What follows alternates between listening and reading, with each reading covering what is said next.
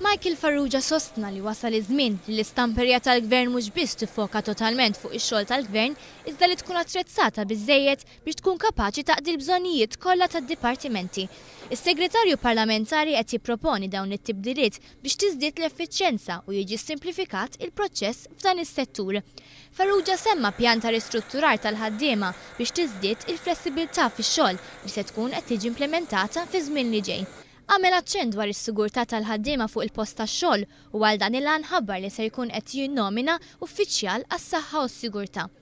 Mistoqsi dwar ir-reżenja ta' Petra Bianchi, is-Segretarju Parlamentari Michael Farrugia qal li huwa maċċettax ir-reżenja tagħha minn Direttur tal-Protezzjoni tal-Ambjent u talaba tikkonsidra l-pożizzjoni tagħha.